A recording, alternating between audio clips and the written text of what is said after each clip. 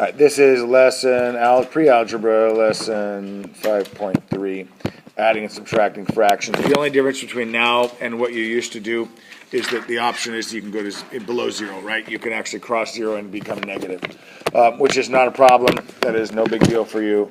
And there's a few things that, we'll show you. All right, the first thing is this.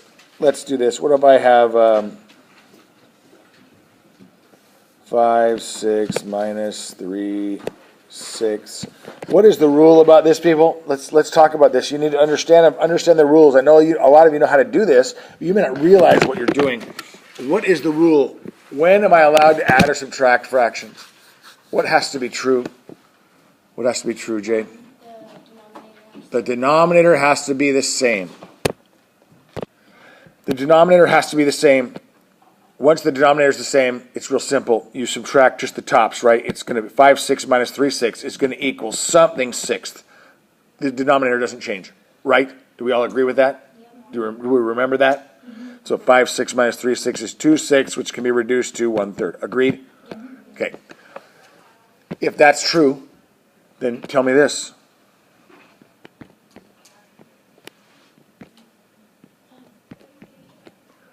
What is that answer?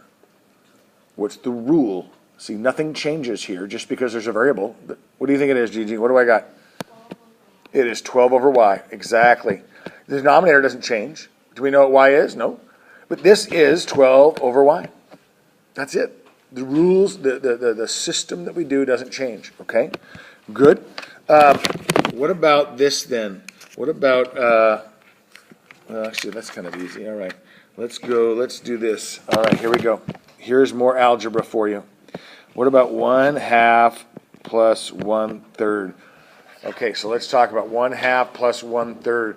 Do you remember how to do this? You should in advanced math class. What do I do? First of all, can I add them the way they are right now? No. Why not? The denominator, right? What is the top number called? Numerator. The denominators have to be the same. They just do. You can't add them until they are. I've memorized 1/2 plus 1/3, and you should too, but whatever. Anybody know what it is right off the bat? Right. But anyway, we have to have a common denominator. In order to do that, I need to find the least common multiple of those two. Least common multiple. That's what you do, right? You're going to go 2, 4, 6, 8, 10, right? And then 3 is 3, 6, 9. What's the smallest same number that they both go into? 6, right? So you just found the least common multiple of 2 and 3. Okay? The least common multiple of 2 and 3 is 6. So then how does 1/2, we're going to move these things down here now. How does the 2 become a 6? How does this 2 become a 6? Multiply by 3. If I multiply that by 3, I multiply the top by 3. Now look I need you to see this. What did I do to this fraction? By multiplying the top by 3 and the bottom by 3, what did I do to the fraction? Nothing. I didn't do anything to the fraction. I multiplied the fraction by, what is 3 over 3? 1. I multiplied it by 1. And when you multiply something by 1, you haven't done anything to the fraction. Does that make sense? So that's why we do this. You make sure you multiply both the numerator and the denominator by the same number, and you haven't done anything to the fraction. All you've done is this. You took your pi, right? Here's my pi, and I had a half, right? There's my half pi. Does that make sense? So there's half there. All I did was I took a knife and I decided to cut the pie like that. I just took a knife and made some cuts. Did I change the amount of pie that was there? No. All I did was change the amount of cuts, the amount of pieces in the pie. But the amount of pie didn't change. By me multiplying it by 1, there's still, how much is that pie again? That's still 1/2, right? It's also 3/6. It's also 10/20ths. It's also depending on how many cuts I make. But I didn't change the amount of pie. You've been doing that for years. You just may not have realized what you're doing. Okay? So multiplying both the numerator and the denominator by 3 is the same as multiplying the whole thing by 1, which is fine. What does that become? What is 1 times 3? 3. 2 times 3 is 6. Do you agree that 1/2 and 3/6 are the same? Yes. Okay? Plus, how do I change the 1/3? How does the 3 become a 6? Multiply it by 2, and then I multiply the top by 2. What am I really doing here? Right, but I'm multiplying it by 1, which is fine. I'm not doing anything.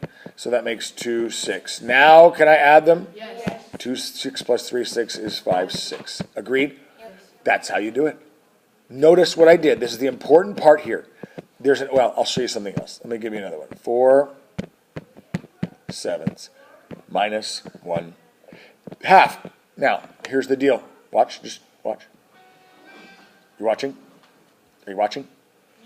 Okay. So here's the deal. One thing you can do, there's two ways that you can find the least common multiple. If you find the least common multiple, you will probably not have to reduce later, right? You won't have to reduce later.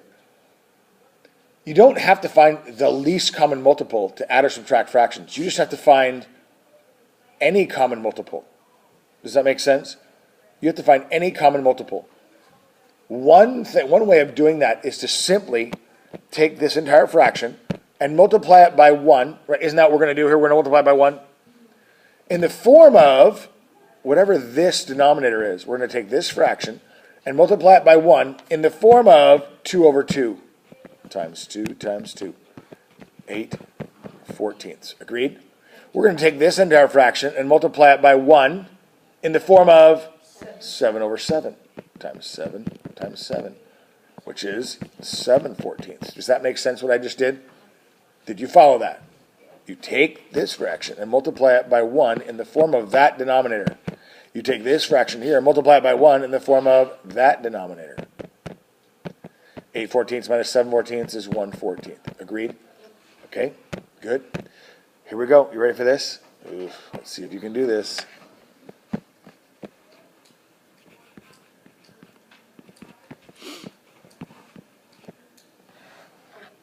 Okay. I'm going to show you this, and I need you to follow it. Okay? You going to follow me here? Yep. First of all, can I add these fractions the way they are? No. Why not? They don't have the same denominator, okay? What's the rule? Just because we're dealing with variables, the rules don't change. I'm going to take this entire fraction and multiply it by 1. I don't multiply it by y. I multiply it by 1 in the form of y over y, right? Does that make sense? I'm going to take that and multiply it by 1 in the form of y over y. So times y times y. Does that make sense? Okay. Down here, it goes 3y, right? Isn't that what 3 times y is? 3y over xy. Nice.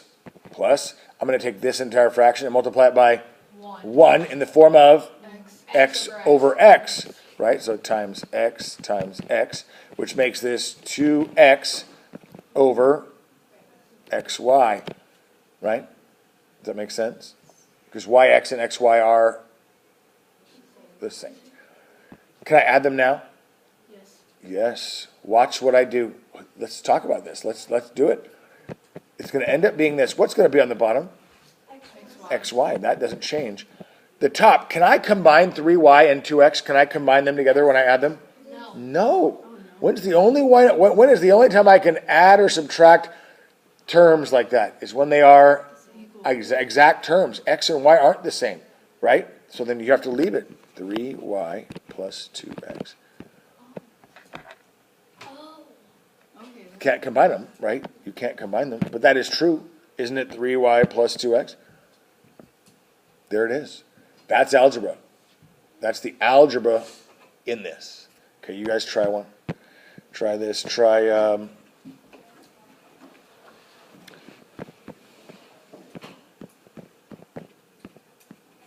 there we go.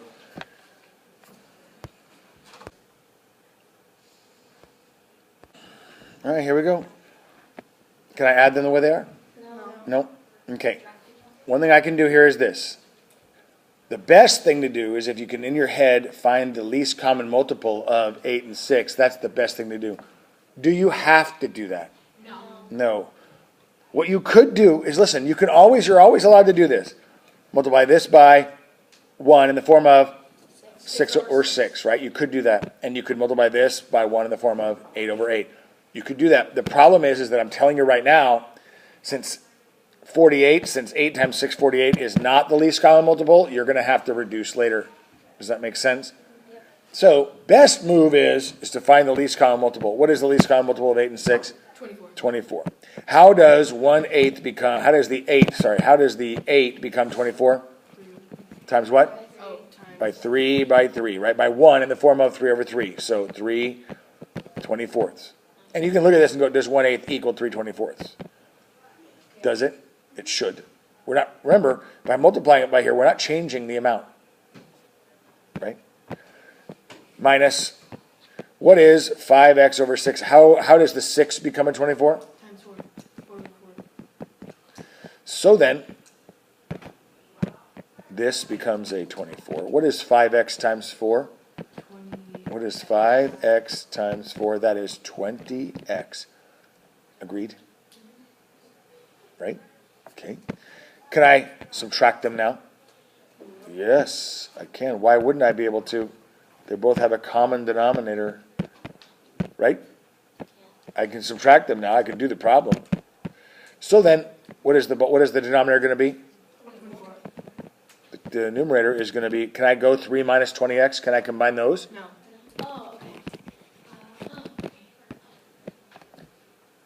3 minus 20x over 24. Did you get it? Nice. I got 6 minus 40x. That doesn't make sense. Oh, right. You got 6 minus 40x over 48? Yeah. Yeah, that's close. That's perfect, except it's not reduced. So, you just reduce it normally after that? It's tough. That's why you want to find the least common. You want to find the least common multiple, because 6 minus 40x over 48. Here's the deal. This is much later down the road, but every one of those things, every one of these terms here can be divided by 2. 2. So you divide all by 2. You would divide everything by 2. But that's, we're not doing that. That's down the road. Okay. Okay, what about this one? There's one more like that. Let's go,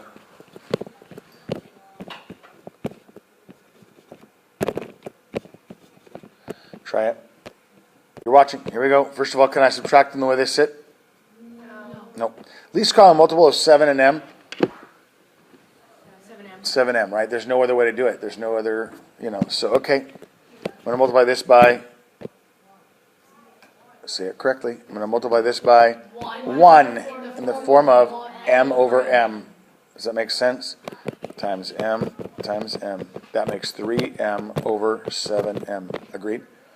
Okay. Over here, I'm going to multiply this by, nope. I'm going to multiply this by 1 in the form of 7 over 7 times 7 over 7. Because you're not going to multiply it by 7. We don't have 7 times that much pi, right? We're multiplying it by 1, which is minus 14 times over 7m. Agreed? Can I subtract them now? Can I subtract these fractions now? Yes, I can, because they have a common denominator. Does that make sense? I can subtract the fractions. It's going to end up being something over 7m. Can I go 3m? Can I combine 3m and 14? No, so then I just go 3m minus 14. Make sense? How many of you got that? What did you do wrong this time? I accidentally did a plus sign. Oh, so you did 3m plus 14? Yes. Crazy. You got it? Do you see what's going on here? Yeah, now I do. Are you following this, people? Follow the rules. Follow the rules. The rules don't change just because we start using variables. Okay, one last one. I have a question. How do I go like this? Negative 7 plus 3. What is that answer? Negative 7 plus 3? What is that, Gigi? Okay, how did you get that? For real, what did you do in your head? What did you do? You just know that negative 7 and 3... Okay, you need to understand how to do this because we're going to start doing this with fractions, so pay attention to this. What you can do is this, right? You can all envision, right, that negative 7's over here, and when you add 3, it comes 3 this way, which makes it negative 4, whatever. The other thing you can do is this, is you go, okay, negative 7 plus 3. You know that answer is going to be a negative, right? You know that. So then once you know that, switch it around. What is 7 minus 3? 4. Right? You switch it around. You literally do the opposite. Okay? And that will get you there. So what if I have this? What if I have 8 take away 12. So 8 take away 12. I know you all know the answer. 8 take away 12. We all know that this is going to be a negative, right? So you know that, so flip it around. What is 12 minus 8? 4. So it's negative 4. You already knew it was negative. Does that make sense? So then, what if I have this? What if I have negative 1/2 plus 3/4? Now here's the deal. You have negative 1/2 and you're adding 3/4. Since that's going to cross 0, what do we know this is going to be? Positive. We know it's going to be a positive, right? Because we have a negative 1/2 and we're adding 3/4. You need to be able to see that, right? I mean, you need to be able to see that. You're right. If you can't see that, then you're just in trouble here. You have to realize this is going to be a positive. Right? Agreed? Since that's true, what can I do here? Switch it around. Go 3/4 minus 1/2. Does that make sense? And then whatever answer you get, you already knew the answer was going to be a positive, right? And so you're in good shape. Makes sense? That's what we're doing here with fractions. No different than doing whole numbers. You're just doing it with fractions. So you've got to use your head. Okay? Same concept. Here's your homework. Today's the 4th. Page 246 to 247, 1 through 42 even.